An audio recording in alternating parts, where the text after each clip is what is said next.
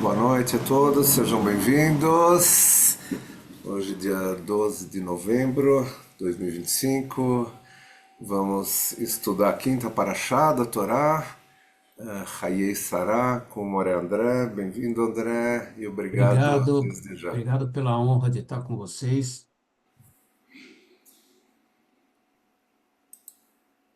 Eu vou fazer a brachá, então. Vai em frente. Baruch atah Adonai Eloheinu melech haolam, asher קידשנו ברצותיו וציוונו לעסוק בדברי תורה. Amém. Amém. Bom, aqui nós temos você quer completar a brachá, alguma coisa? Não, pode seguir em frente, tá ótimo, Tá obrigado. legal. É, nós estamos agora na última paraxá que descreve a vida de Abrão, Hayei Sará, e leva o nome de Sara, embora o foco, o foco do personagem seja Abrão. Eu acho que o primeiro personagem, eu chamo primeiro patriarca, o primeiro personagem, o primeiro patriarca, Abrão, ele contém na história dele, eu diria, o que a gente pode sintetizar de tudo que será o judeu, que deve ser o judeu, não só o judeu individualmente, mas talvez o judeu como o povo. A trajetória dele parece profética. Depois a gente pode entrar em tecnicidades, saber se quem escreveu esse texto já tinha a experiência do que ia ser vagar e ter uma errância pela terra e não ter terra, ou, de fato, a história é profética. Então, a gente tem aqui como foco principal a busca de Abrão por uma terra para enterrar Sara. Depois nós temos, no último terço, a, a procura de Eliezer, o servo de Abrão, por uma noiva para Isaac. Bom, então o que me toca muito em Abrão é que ele é de um crescimento e de uma profundidade ao longo da jornada dele, que a gente pode olhar a atitude dele em cima de situações que ele tem que viver em várias camadas. E aqui eu vou começar com um trecho que está no Chumash, tá?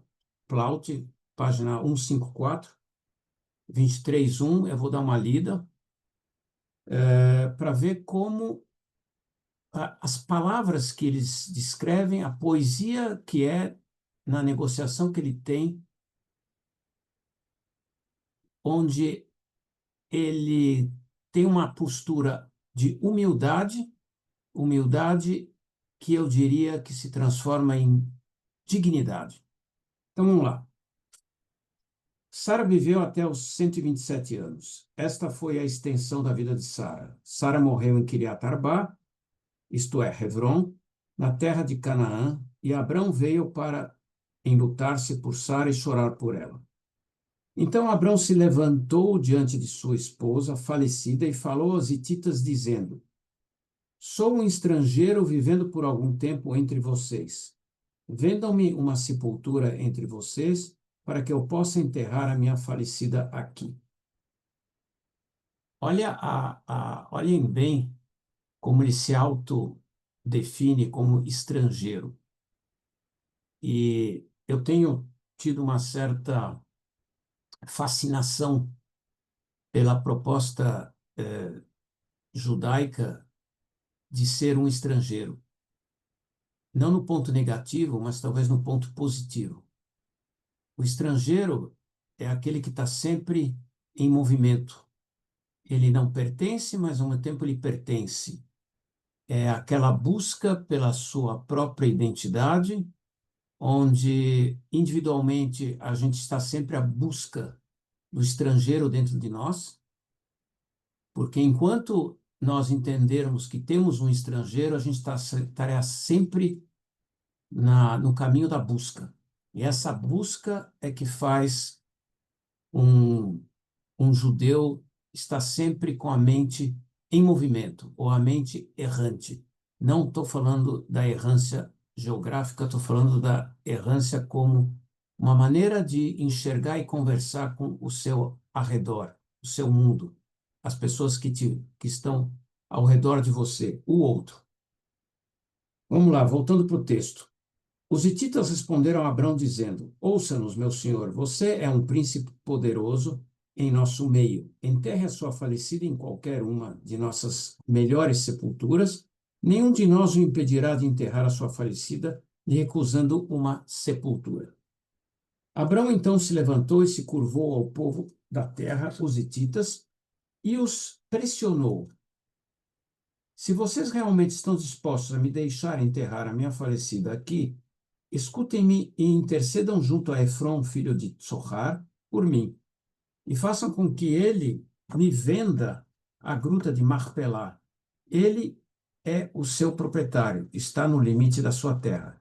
Façam com que ele a venda para mim como uma sepultura inalienável entre vocês a preço de mercado. Efron estava sentado entre os hititas e na audiência com todos os hititas e com todos os líderes da cidade, Efron, o hitita, respondeu a Abrão: Não, meu senhor, ouça-me. Eu estou lhe dando o campo. Eu lhe dou a gruta que está nele, à vista do meu povo. Eu os dou a você, vá, enterre a sua falecida. Essa resposta ainda não é segura o suficiente para Abrão. Ele busca uma certeza. Mas Abrão se curvou aos cidadãos proprietários da terra, embora Abrão não fosse o estrangeiro e não tinha direito a uma terra. E na audiência se dirigiu a Efron o hitita. Ah, se pelo menos você me escutasse, pagarei o preço do campo, aceite-o de mim e me deixe enterrar a minha falecida ali. Efron então deu sua resposta a Abrão. Meu senhor, me escute, a terra vale 400 shekel de prata. O que é isso entre mim e você? Vai enterrar a sua falecida. Abrão escutou Efron, e Abrão pesou para Efron a quantidade de prata que este falara na audiência com os hititas. 400 shekels de prata, usando pesos padrão entre mercadores. Assim a terra de Efron, em Marpelá, de frente para Mambré. O campo, sua gruta e todas as árvores dentro de seus limites passaram para Abrão por aquisição à vista dos hititas e de todos os líderes da cidade. Mais tarde, Abrão sepultou sua esposa Sara na gruta de campo de Marpelá, de frente para Mambré, isto é, Hebron, na terra de Canaã. Assim foi confirmada a aquisição do campo de sua gruta dos hititas por Abrão como uma sepultura de plena propriedade. Aqui talvez é o primeiro momento na nossa história em que adquirimos uma terra. Se alguém quiser dar um pequeno pulo de 3.000 anos, seria mais ou menos o que Rothschild e outros da época fizeram ao comprar terras novamente em Israel, para ter certeza de que poderíamos ter terra depois de tantos séculos sem ela. Bom, agora eu queria pedir só um compartilhamento de tela. Eu vou lançar um texto que eu escrevi de tudo que eu senti ao ler a história de Abrão e mais tarde ao ler a história de Rebeca também. Então, se eu puder compartilhar a tela, Já pode, André. tá. Vamos lá, onde eu busco isso sempre me perco um pouco, lá embaixo. Lá embaixo tem um compartilhar. Share, achei. Boa.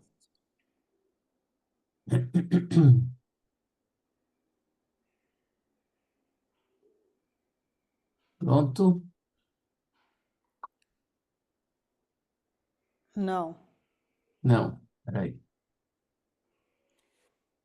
Quando você faz o share, vai aparecer o que você quer compartilhar, você tem que clicar nele e depois compartilhar.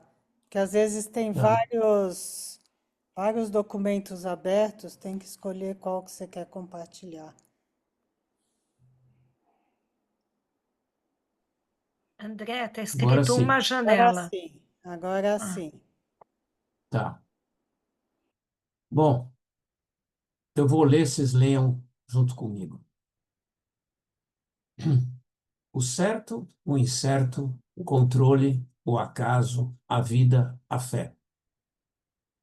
É um jogo de palavras que eu vou fazer que me fazem me aprofundar e entrar na vida de Abrão e Sara. O certo, a escolha da terra para a morada eterna de Sara. O incerto, a terra prometida, a geração de um filho, o caminho, o casamento, as escolhas, a entrega. O controle, o sacrifício do filho, a compra da terra. O acaso, a escolha da esposa, o amor, a paixão, o encontro com Deus, a visão, o sonho. A vida, a geração de um filho, as escolhas, o amor, o caminho. A fé, o certo, o incerto, o caminho, controle, o acaso, a vida. Faço uma referência a um filme que eu gostei muito, passado talvez há 5, 6 anos atrás, do Darren Aronofsky. Quem quiser assistir ou quem já assistiu, se chama Mother. Ele aborda bem interessantemente esses primeiros arquétipos que nós temos entre Abraão, Isaac e o início da jornada. Alguém já assistiu, talvez? Tá. Recomendação, então. Vamos lá. O feminino, a vida, a mãe terra, a finitude, o desafio, a transgressão. O conflito entre a humanidade versus a mãe natureza, ou contra a sua própria natureza. O universo da religião é masculino e o feminino seria o universo da vida. A fé cega que devasta a vida. Os limites da fé. O feminino que se contrapõe à fé cega, a defesa da vida, as decisões difíceis, a escolha por Isaac, a expulsão de Agar, a coragem com Avimelech, com os egípcios. Tudo recai sobre Sara. Estaria a mulher tão ligada à geração da vida que sua noção de realidade extrapola a fé? Fará o que tem que ser feito para a perpetuação do clã. A representação das diversas realidades em nossas mentes nos afasta dela própria. O homem está sempre em fuga? Fuga de quem? Medo, incerteza, fé. A ironia da fé de Abrão, que tem a missão de perseguir a promessa da terra, tem que se dobrar a comprar uma porção desta para enterrar sua amada, e mais tarde a ele mesmo. Mais uma vez, a fé tem seus limites. E depois o que vem? Todo caminho tem seu fim? Ou o caminho é o fim em si? É a transmissão que perpetua a humanidade? Os valores são perpétuos. A escolha de Rebeca, a continuidade da vida, a paixão, a dádiva da entrega. Rebeca se entrega, novamente o incerto como um agente que provoca mudanças. Uma mulher que enxerga a continuidade da vida e aceita o acaso em troca da transmissão da vida, sem conhecer quem será seu companheiro. Quem faria uma escolha dessas hoje, em nosso mundo tão informatizado? É justamente por termos tantas informações que não sabemos mais escolher. Muitas opções, muitos caminhos, muitas possibilidades. Quem escolheria por nós? Deus faria as escolhas? Onde Ele está? Para nossas matriarcas, a aposta na vida foram as únicas possibilidades, e elas apostaram. Elas se lançaram na jornada incerta e sabiam transformar as dúvidas em realizações. Escolher a sua terra eterna é saber que somos limitados e, a partir disso, preparar nossas gerações para a passagem do bastão, a transmissão, e reconhecer nossa finitude e os limites da fé. Só a comunicação humana, o amor, a paixão, os valores, a educação se eternizam. O certo, o incerto, o controle, o acaso, a vida, a fé. Bueno, esse é a minha, eu diria, meu insight entrando dentro dos personagens apresentados aí na Torá. Agora eu volto para o trecho que fala de Rebeca na Torá. Vou ler também, rapidinho. Página 160, 24:50. Labão e Betuel responderam, dizendo: essa questão emana do Eterno. Não podemos responder de um modo ou de outro. Isso porque Eliezer vem e pede que Rebeca o acompanhe para se casar com Isaac. Não podemos responder de um modo ou de outro. Veja, Rebeca está diante de você. Leve-a e vá. E que ela seja a esposa do filho de seu senhor, como o Eterno determinou. Quando o servo de Abrão ouviu suas palavras, prostrou-se para o Eterno e revelou objetos de prata e de ouro e artigos de vestuário, e os deu a Rebeca. E para seu irmão e sua mãe, deu presentes preciosos. Então ele e os homens que estavam com ele comeram, beberam e pernoitaram. Ao se levantarem pela manhã, ele disse: envie-me ao meu senhor. O irmão e a mãe dela disseram: deixe que a jovem fique conosco por mais alguns dias, 10, talvez, pois ela pode ir. Depois ela pode ir. Mas ele lhes disse: não me atrasem, agora que o Eterno me guiou o caminho, envie-me e irei para o meu senhor. Eles responderam: chamemos a jovem e vejamos o que ela tem a dizer. Então eles chamaram Rebeca e lhe perguntaram: você irá com este homem? Ela disse: irei. Veja, eles dão a liberdade de Rebeca poder optar pelas suas escolhas, embora muito difícil ir e se lançar numa jornada acreditando que ela não conhece quem será o marido. Isso é um ato de coragem. E ela disse: irei.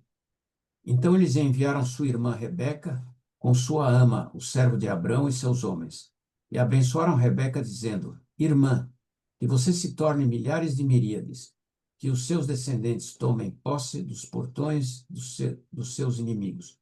Rebeca e suas jovens servas se levantaram, montaram os camelos e guiaram o homem, quando o servo tomou Rebeca e partiu.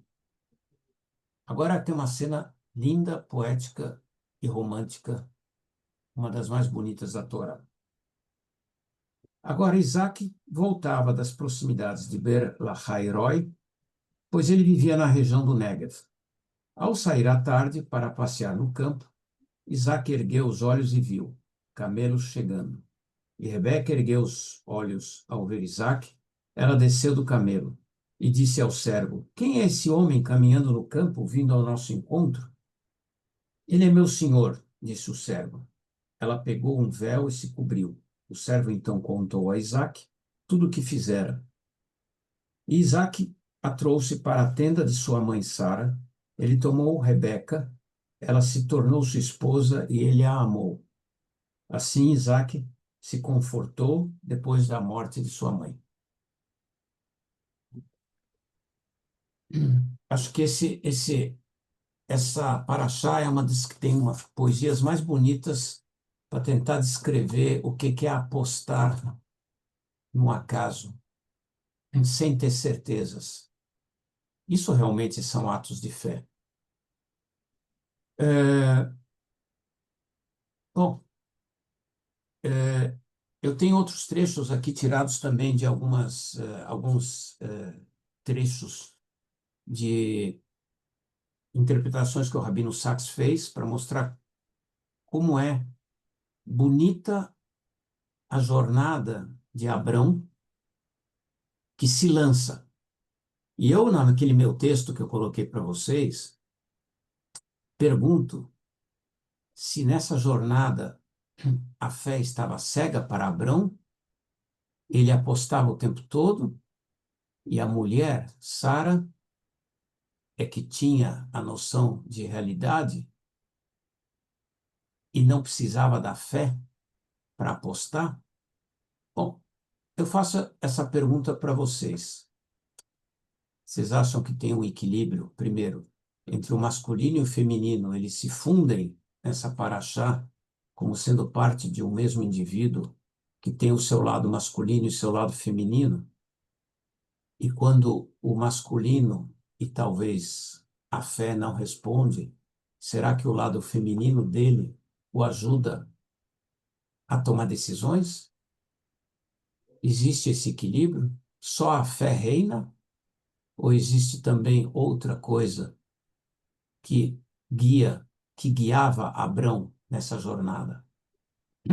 Vocês acham que o texto nos traz uma opção a termos fé cega, como o sacrifício de Isaac? Ou ele nos pergunta para nós refletirmos se a fé é o último recurso, depois que você fez o que precisava ser feito? Pergunto. Boa noite, professor Jacobs. Boa noite, querido. Tudo bem com o senhor? Oi, André. Uma intercorrência. Alguém quer? Não, tudo bem, Não, intercorrência. é, Alguém que intercorrência. gostaria de Ah, participar? Eu joguei as provocações e escuto. só para dar um pitaco, um primeiro pitaco, eu Pode acho que dar. Abrão é um misto de fé e racional. E dá para ver isso claramente, fé na paraxá passada e racional nessa paraxá aqui. Claramente ele, na hora que Sara morre, depois de chorar, enfim, e prantear por Sara, como está escrito, ele se torna muito racional ao buscar um lugar para ela, enfim, para fazer o sepultamento dela, não tem a menor dúvida, né? E é toda uma negociação envolvendo dinheiro, a compra do lugar, isso claro que não, sei lá, para mim não tem nenhum caráter de fé aí, é muito prático, ele é muito prático, muito tachles, preciso fazer isso, enfim, podemos discutir os motivos, né, as motivações dele, mas claramente e não é um pedido de Deus, obviamente, não tem um lech lechá no meio, não tem um pedido para sacrificar o filho, nada disso. Ele fica sabendo que ela faleceu, e aí tem uma questão interessante, né? Saber onde estava Abrão nessa hora, porque ele não estava com ela quando ela faleceu, né? Mas enfim, ele veio de algum lugar, diz Rashi que ele veio de Beersheba, enfim, não sei de onde ele tirou isso, mas enfim, ele não estava com ela, isso é fato, né? Ou pelo menos é o pshat aqui da Paraxá. E rapidamente se movimenta para encontrar esse lugar, né? Então acho que aqui não dá, na minha opinião, enfim, Abrão tem um lado de fé, sem dúvida nenhuma, mas tem um lado muito prático aí, enfim, Perfeito. claro. E só para acrescentar, Davi, na paraxá anterior, que é o sacrifício de Isaac, faz uma referência que Sara morreu quando soube do Não, que isso não está na Abraão havia Paraxá, isso não feito. está na Paraxá, É um isso é midrash. Midrash. É Midrash. Midrash, né? O Midrash diz que o Satã foi avisar ela. E aí ela morreu, a alma dela expirou. É, Enfim, mas não está na Paraxá isso aí, né? Não está na Torá, aliás, né? Mas você tem sim. razão. O Midrash vai falar que essa é a causa, mas é uma das possíveis causas, né? Vamos lá. Deixa eu só E- fazer uma. Não, depois eu falo. Deixa a Fabiana Não, falar. fala, Fala, fala. Fabi. Não, deixa a Fabi Hum. falar.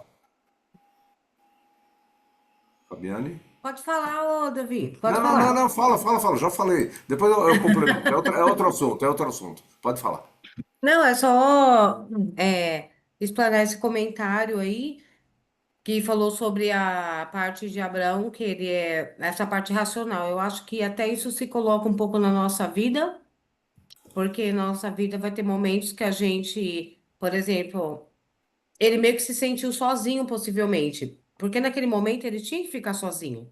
Ele precisava olhar as coisas ao redor dele de forma material mesmo e meio que se centrar naquele momento na parte terrena mesmo. Então, realmente tinha que ser racional, né? E não existia a questão de fé, não é nem questão de fé em si, mas é que não tinha necessidade nessa hora. O que aconteceu, aconteceu e eles tinham que resolver. Então, vai ter momentos na nossa vida também que vai ser um pouco Abraão fé, que a gente já fez de tudo e Deus, né, pode a gente esperar algo de Deus, algo maior, e Deus vai e se move a nosso favor, e vai ter coisas que a gente vai estar sozinho, entre aspas, né? Não vamos estar, tipo, sozinhos em questão de sem Deus do lado, mas é onde Deus vai meio que se calar para a gente poder nós por nós mesmos observar, porque eu creio assim que Deus ele olha para a gente e ele quer que a gente faça a nossa parte em relação a estudar, a fazer as coisas, né? Trabalhar, mas vai ter momentos que ele quer que nós façamos por nós, então não ficar dependendo totalmente dele assim em questão de ai, senhor, faz para mim, sempre tipo, sabe, é a mesma coisa alguém pedir um emprego e ficar sentado esperando. Então vai ter momentos que ele vai deixar você, ó, filho, vai lá, você vai ter que levantar e fazer algo.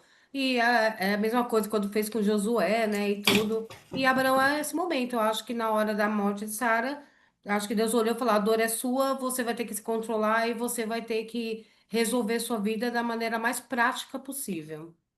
É isso.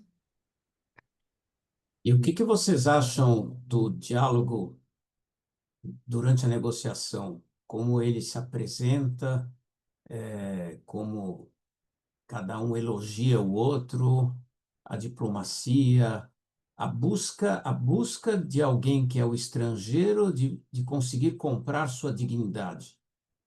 O que que vocês acham dessa postura diante de um mundo não tão acolhedor?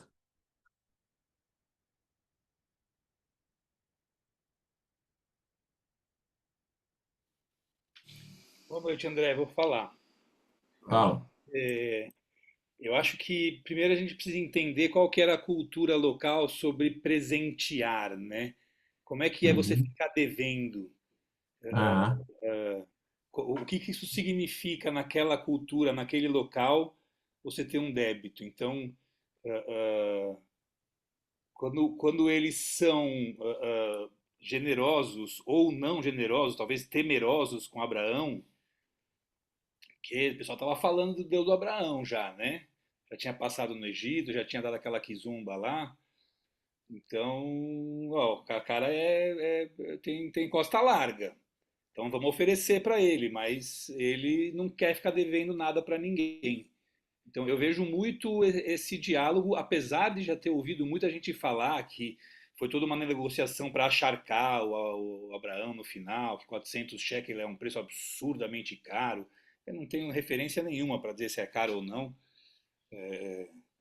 mas eu vejo isso. Eu vejo o Abraão não querendo ter débito com ninguém. Eu não quero dever favor para ninguém. O problema é meu, preciso enterrar minha esposa e eu quero um lugar que eu vou poder colocar o meu túmulo do lado também. Então, para mim, mesmo que você está me dando, não serve. Eu quero pagar porque eu tenho a prova que é meu mesmo. Dado, pode ser que depois você volte atrás. Eu vejo isso. sem dúvida, Dani. Mas a pergunta é: a figura de Abrão, que seja ela metafórica ou daquele tempo, ela é, ela traz para nós a ideia de que já somos vistos como estrangeiros das terras em geral, o que explicaria uma mente, uma mentalidade de estar sempre em movimento, e aquele que está sempre em movimento e se construindo é algo que incomoda as pessoas que têm a sua segurança já na terra ou que já estão em zonas de conforto. E eu faço essa pergunta porque vai ser mais ou menos a epopeia de 3.000 anos de história, né? Sim. Que palavra ele usa aqui? Ele fala ger, zar ou ivri? Ger, Ger. Ger. Tá. Falando nisso, Dani, eu até vou ler aqui um trecho muito bonito que faz justamente a apologia sobre a palavra ger e a palavra fixo.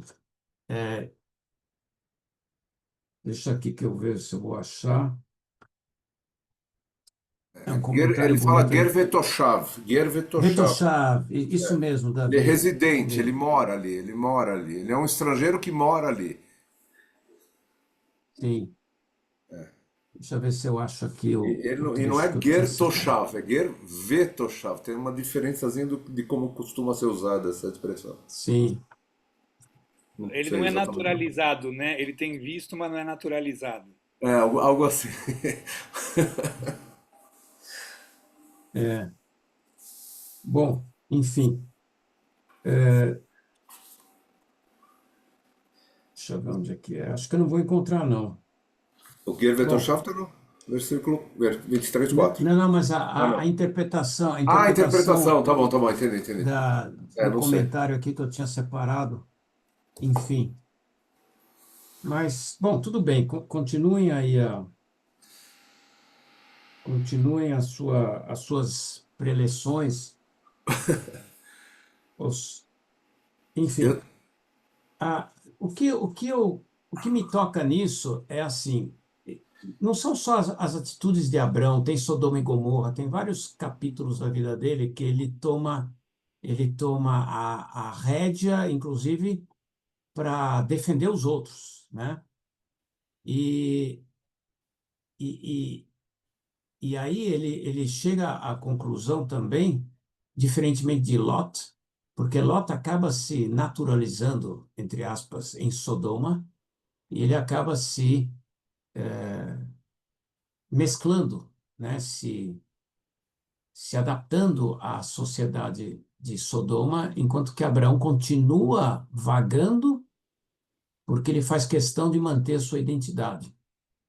E essa e isso eu queria contrastar um pouco esse chamado de Abrão, onde ele não está fixo, ele está sempre em movimento e continua em movimento, vai talvez não contrastar, mas vai apoiar os últimos discursos de Moisés. O primeiro personagem patriarca nos mostra uma vantagem de, de ter saído da sua casa original, da sua zona de conforto, e ter apostado em algo que é errante, porque eu vou atrás do conhecimento, e o conhecimento está sempre ao nosso redor, está sempre mutando, se mudando. E por isso eu vou atrás nessa jornada, porque eu me alimento do conhecimento das novidades e dos povos ao meu redor. Então, essa é a primeira chamada. Tenha uma mente fluida para poder entender os outros e o mundo. E aí aparece Moisés, que também é um revolucionário. Estou fazendo um giro geral de toda a mensagem de Torá, de todo o livro, todos os 5 livros. Aí vem o Moisés revolucionário, que também nos arranca de uma posição de escravo, né? Escravo mente estreita, e nos convida a enfrentar o desconhecido, o mar, as águas, o deserto onde você tem que criar as imagens para elas poderem servir para seu caminho. Você é o dono da sua história. É o convite para você começar a escrever a sua história. E aí ele vaga 40 anos, que seja metafórico os 40 anos, que seja geográfico, como cada um quiser interpretar. E no fim, os últimos 3 discursos dele estão às portas da famosa Terra Prometida, onde finalmente vamos ter um cercadinho e colocar um rebanho e talvez plantar trigo e colher e sermos sairmos do estado de errância para um estado de fixo, o grande medo de Moisés é que, a partir do momento em que o povo estará fixado, ele vai perder essa qualidade de ler o seu entorno, se adaptar ao entorno, estar sempre em movimento, o espírito em movimento. Por outro lado, ao ver tudo o que aconteceu nos últimos 2000 anos, tirando os 80 que se passaram, um pouco menos de 80, nós precisávamos ter uma terra, através do sionismo, que nos desse a garantia que a gente poderia ter um lugar seguro. Então, eu pergunto, não que eu tivesse desejado os 2.500 anos de diáspora, muito longe disso. Mas há um paradoxo entre a fixação e manter seu espírito sempre em movimento? Pergunto para vocês.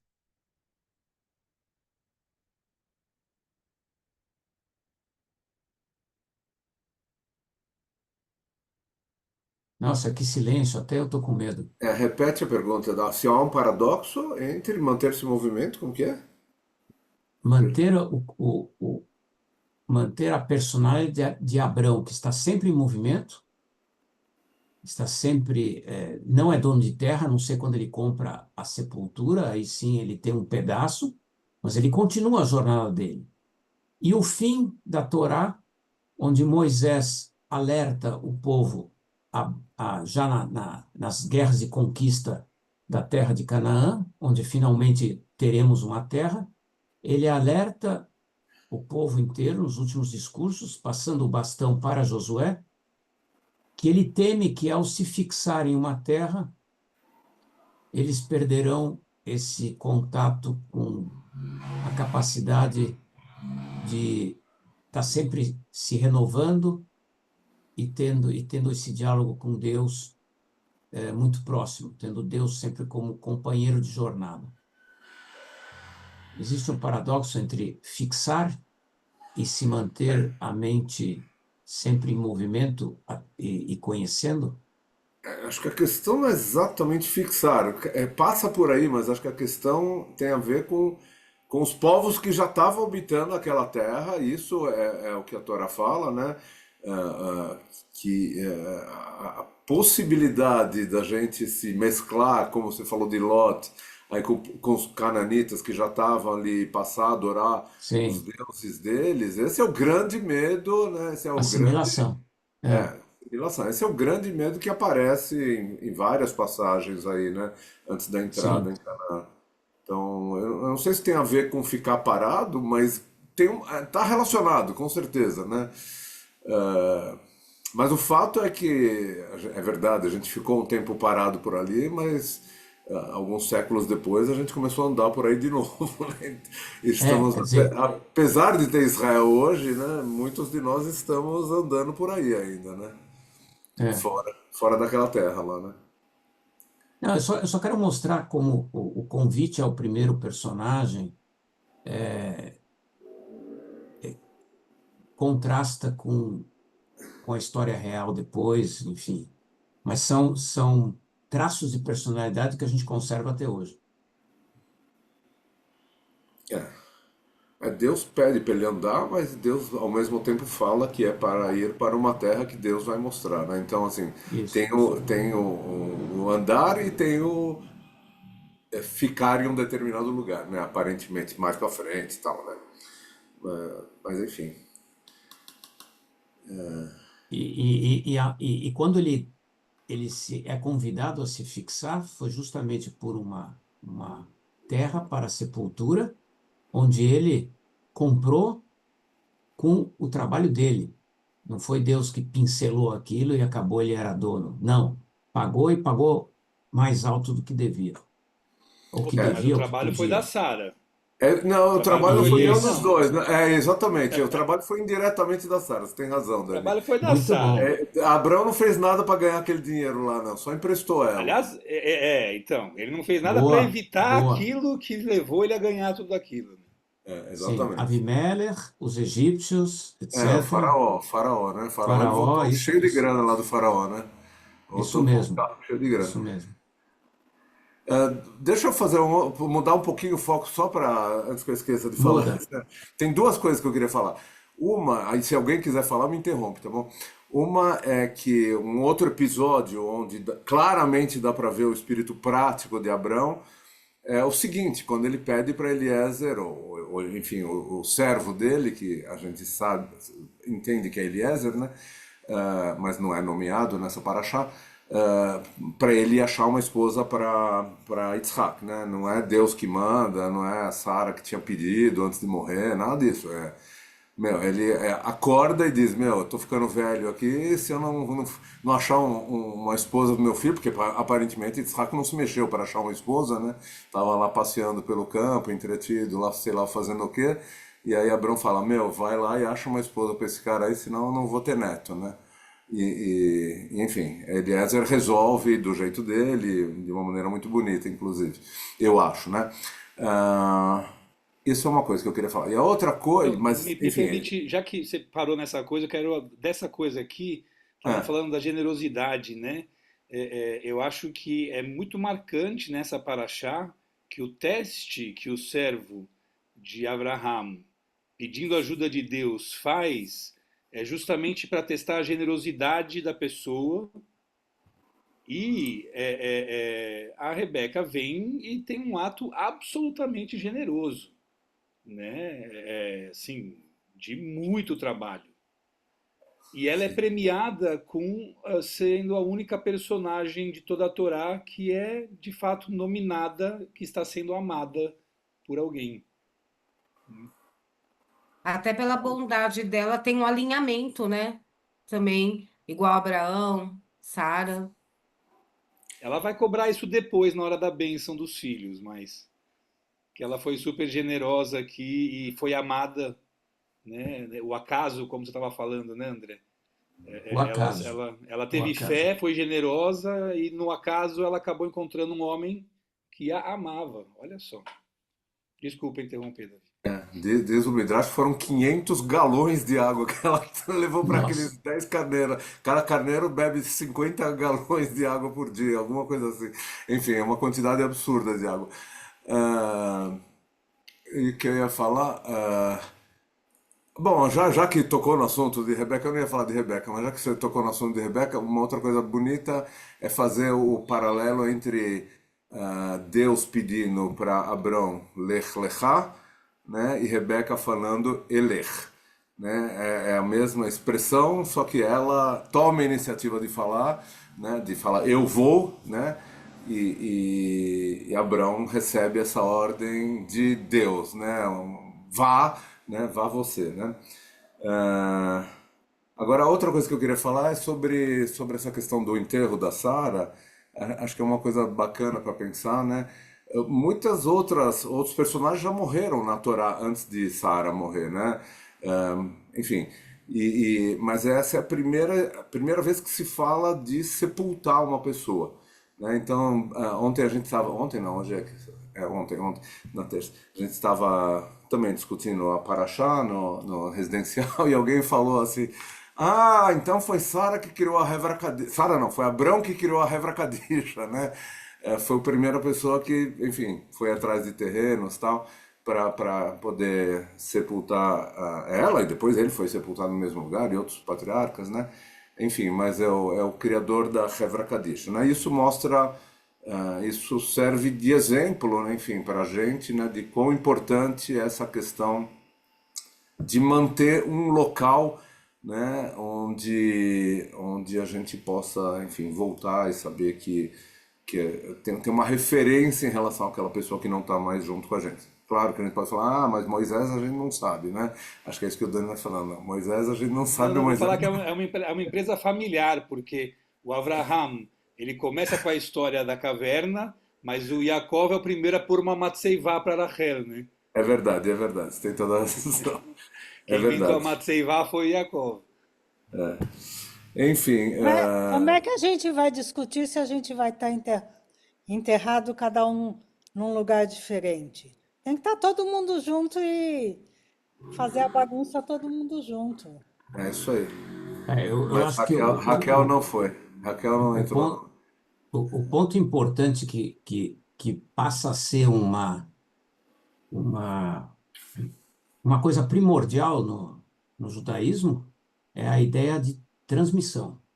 Transmissão. O que será transmitido? Então, a partir de Isaac, eu não sei, eu tenho uma noção, eu tenho uma interpretação ao sacrifício de Isaac um pouco diferente, que não era um teste, etc. Eu vejo assim, o homem e o filho a ser sacrificado. Eu já falei aqui uma vez, não me lembro, vocês conhecem aquela escultura grega que você tem Cronos, que é o deus do tempo, que devora os filhos?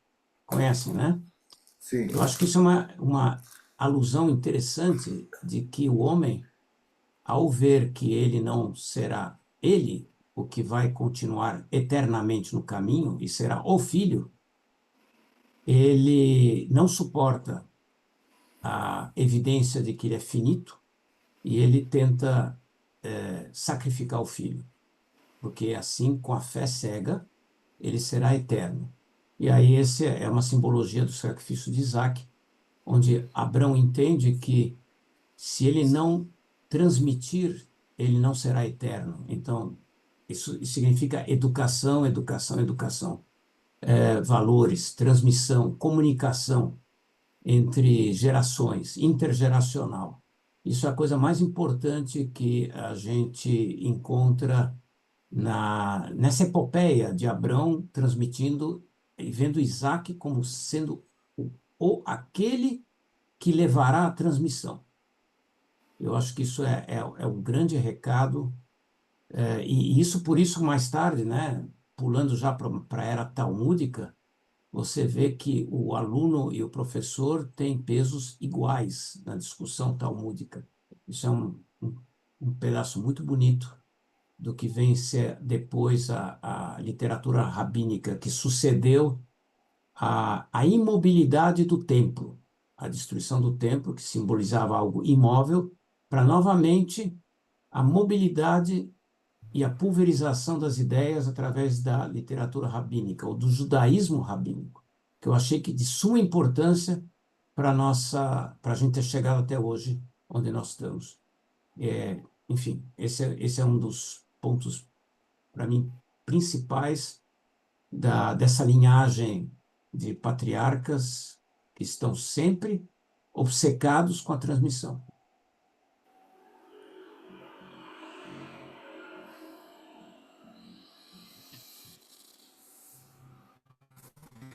Veshinantam levanecha, não é isso? Traduz Vai ensinar para os seus filhos. para os Você vai filhos, isso aí. transmitir, que o Shinantam ele tem já essa cara de uma corrente de transmissão mesmo, né? É isso aí. Tá falando. Aí, só por curiosidade, viu? Eu vou contar agora pequenas amenidades das minhas últimas 2 semanas. Eu fui assistir um filme de um diretor que meu filho conheceu quando fez o mestrado dele, que ele passou 1 mês e meio num seminário Yiddish em Nova York, porque ele estudou a diáspora Yiddish, culminando na maior migração da cultura Yiddish para a América, no pré-Segunda Guerra e aqueles que sobreviveram ainda pós. Teve um sujeito que ele conheceu lá que fez um filme que passou aqui no MIS, num festival aí de cinema, não sei se era cinema judaico, se chama Saravá Shalom. Não sei se alguém ficou sabendo desse filme. Bom, nesse filme aparece os judeus que já eram cristãos novos, vieram na época de Fernando de Noronha, etc., para o Nordeste, Bahia, etc., e como eles se adaptaram a rituais afrodescendentes onde a próprio ritual absorvia várias religiões. No altar desse afro-brasileiro tinha uma Torá, tinha uma Menorá, uma Magen David, também tinha santos e tinha outras figuras, para ver como eles absorviam. E aí, o ator que também estava na divulgação do filme, fiquei conversando com ele, aparece no filme, e ele fala uma coisa muito interessante sobre esses judeus do Nordeste, quer dizer, judeus cristãos novos, né?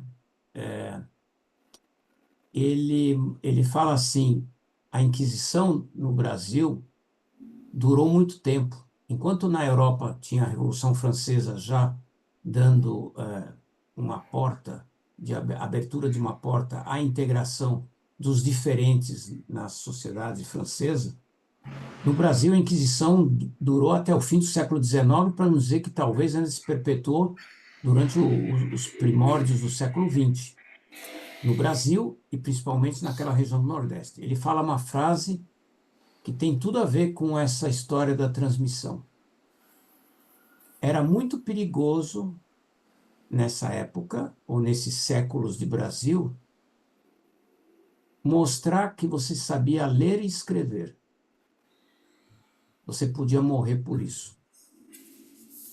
Olha a constatação desses tempos e como o judeu batalha contra isso. Eu só quis dizer, e é uma coisa que me tocou muito nesse filme, essa frase.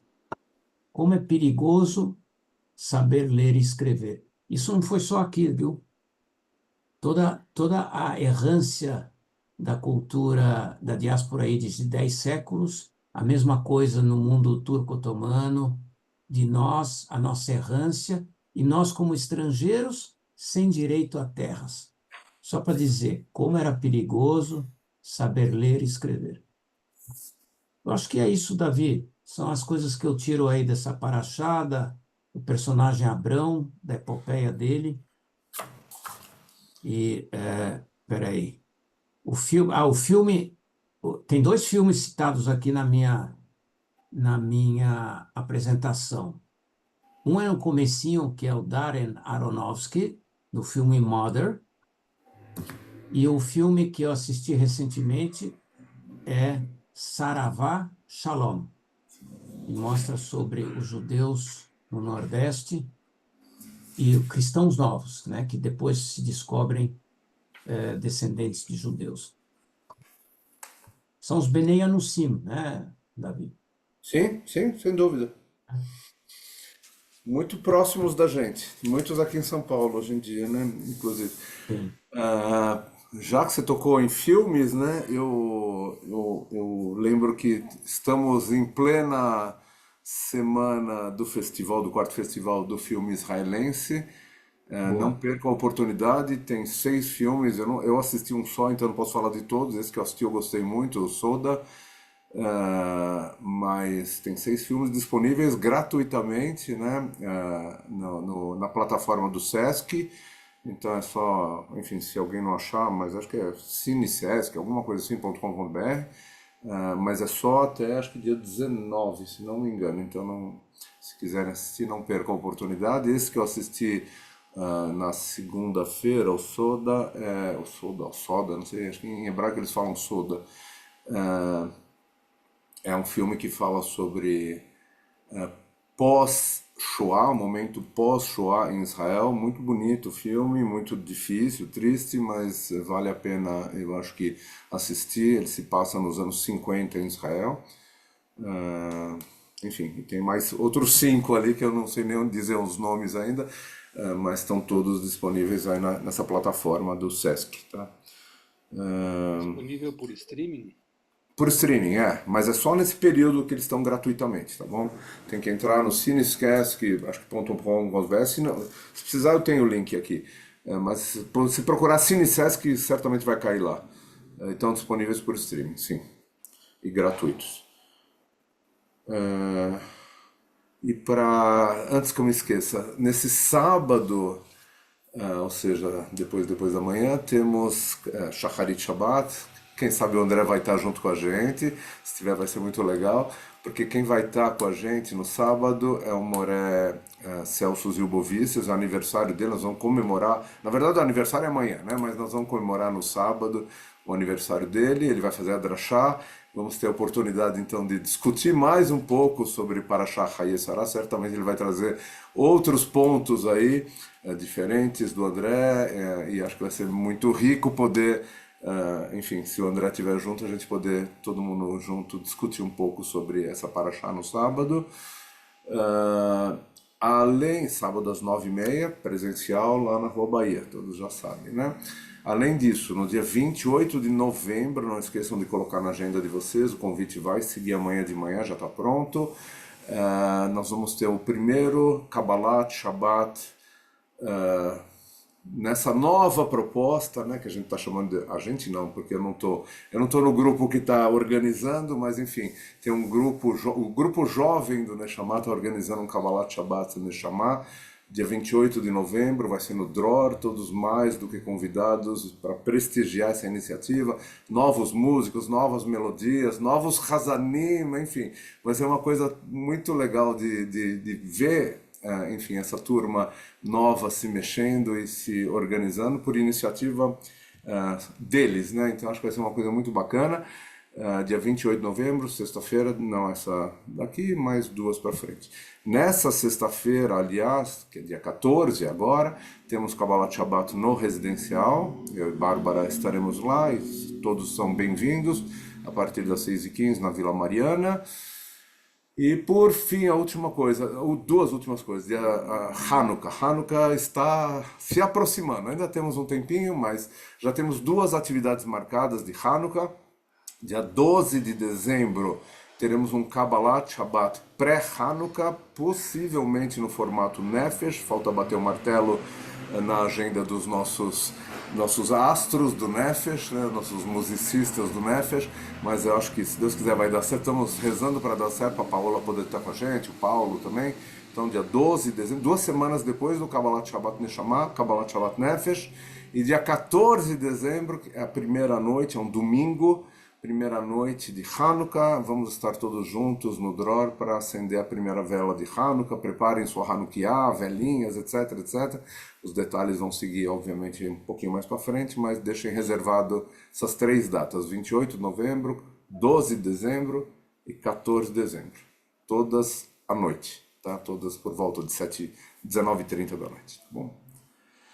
Acho que é isso. Se ninguém quiser fazer mais nenhum comentário, eu vou contar só uma curiosidade sobre essa paraxá, para terminar, pra vocês irem pensando. Vocês sabem, a gente que acabou de ler, né, que Sara morreu com 127 anos, né?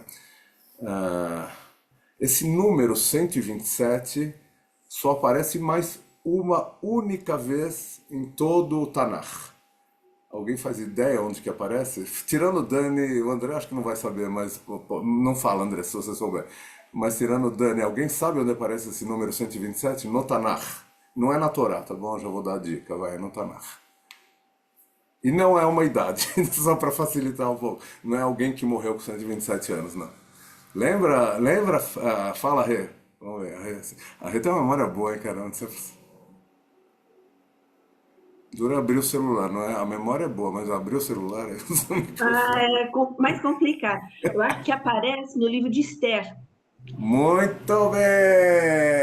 Essa mulher O é incrível. príncipe lá, o Assuero, Ahasuerus. ele era governante, de 127 províncias. Muito bem, é isso aí. É o único Está outro lugar funcionando ainda. muito bom, viu, Rê? Fiquei feliz de te ouvir. Enfim, eu li essa semana, por isso para mim tá fácil, mas para você que não leu. E aí o que acontece? Por que eu estou contando isso? Primeiro, pela coincidência do número, mas segundo, porque aí os nossos sábios falam: não, peraí, se aparece 2 vezes esse mesmo número, uma na Parashá Hayei Sarah e outro no livro de Esther, tem que ter uma relação. Aí criaram a seguinte história, que Sara, na verdade, é a tataravó de Esther, né? Ou seja, Esther é descendente de Sara, o que é meio óbvio, né?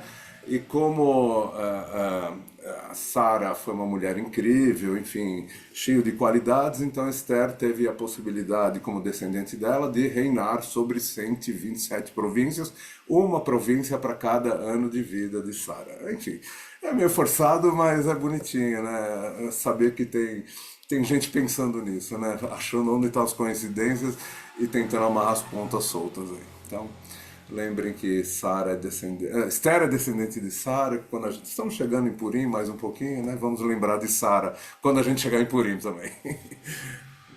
Tá bom? Você me ajuda a lembrar, porque eu vou esquecer até lá, quando a gente estiver falando de Purim. Ok, gente, super obrigado, André. Uma alegria poder te ouvir. Obrigado. Se você puder estar no sábado, vai ser maravilhoso. Se você não conseguir chegar cedinho, chega um pouquinho depois. Não tem problema. Vai ser muito bom estarmos juntos. A Carol vai estar voltando. Vamos Obrigado, Davi. comemorar o Yahrzeit do pai da Carol no sábado também, né? Vamos lembrar do pai Kiddush da Carol. especial. Kiddush especial. Temos aniversários no sábado para comemorar. Enfim, vai ser um Shabbat, enfim, repleto de coisas bacanas. Vou falar todas alegres, porque uma delas não é tão alegre, mas enfim, vamos lembrar da vida, né, do pai da Carol. Né? Você ia falar alguma coisa, André? Eu te cortei ou eu não... Não, só queria agradecer pela oportunidade e obrigado pelo convite para sábado, Davi. Tá bom, super legal. Gente, boa noite para todos. Obrigado. Anotem nas agendas todas as datas e nos falamos no sábado pessoalmente, se Deus quiser. Boa noite para todo mundo. Boa noite. Boa noite, pra todo obrigada, André. mundo. Boa Um noite. descanso. Obrigada, André. Obrigado, André. Maravilhoso. Muito bom.